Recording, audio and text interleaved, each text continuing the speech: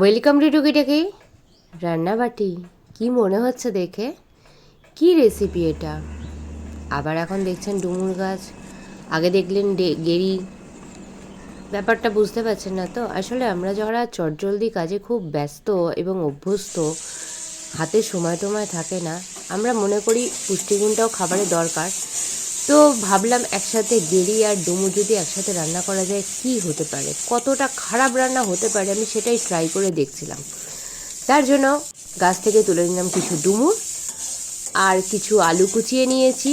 আলুর মধ্যে নুন, হলুদ আর লঙ্কার গুঁড়ো দিয়ে, মানে কাশ্মীরি লঙ্কার গুঁড়ো দিয়ে ভালো করে ভেজে নিয়েছি। তার মধ্যে দিয়ে দিয়েছি পেঁয়াজ কুচো, এখন পড়ে গেছে টমেটো আর লঙ্কা কুচি দিয়ে খুব ভালো করে নাড়াচাড়া করে নিচ্ছি। আর টমেটো দেওয়ার পর আমি সামান্য একটু নুন দিয়েছি, সেটা দেখানো হয়নি।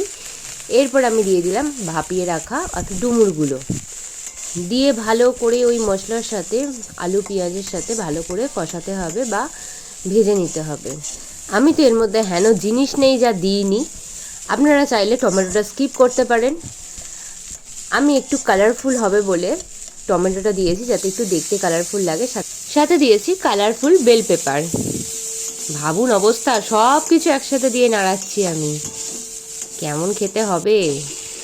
এরপর মাঝখানে একটু সরষের তেল দিলাম, দিয়ে দিলাম আদা রসুনের পেস্ট।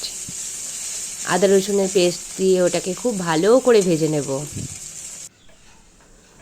আবার এদিকে জিরে, ধনে আর শুকনো লঙ্কা বেটে নিয়েছি, সেটা দিয়ে দিলাম ইতিমধ্যে কড়াইতে। ধনে জিরেটা যেহেতু দেওয়া হয়েছে, মশলাটা কিন্তু খুব ভালো করে কষাতে হবে, না হলে কিন্তু ধনে জিরের কাঁচা গন্ধটা থেকে যাবে। এরপর পড়ে গেল আমাদের এই রেসিপির শো স্টপার, গেরি। ফুটন্ত নুন হলুদ জলে গেরিটাকে খুব ভালো করে ধুয়ে পরিষ্কার করে রেখেছিলাম। অনেকেই হয়তো জানেন না গেরিটা কিভাবে পরিষ্কার করে বা গেরির কী কী বাদ দেয়। তাদের জন্য আমি রেসিপির শেষে গেরি পরিষ্কার করার পদ্ধতির ভিডিও ক্লিপটা যুক্ত করে দেবো, প্লিজ দেখে নেবেন। এদিকে আমার রান্না অলমোস্ট কমপ্লিট। আমি ওপর দিয়ে ধনেপাতা আর গরম মশলা ছড়িয়ে নামিয়ে নিয়েছি, আর দিয়ে দিয়েছি লাস্টে ঘি, যেহেতু ডুমুরটা দিয়েছি। আমাদের ডুমুর গেরির যুগলবন্দি কিন্তু হিট করে গেছে, তো আপনারাও একদিন ট্রাই করে দেখবেন কেমন লাগে যদি একসাথে দুটো পুষ্টিগুণ সম্মিলিতভাবে পাওয়া যায়। টাটা, তাহলে দেখা হচ্ছে পরের রেসিপিতে। গিরির এইগুলোকে ফেলে দিতে হয়, এইগুলো আর এই পাতলা আঁশের মতো অংশটাকে ফেলে দিতে হয়। আর জল দিয়ে খুব ভালো করে কয়েকবার ঘষলেই গেরি পরিষ্কার হয়ে যায়।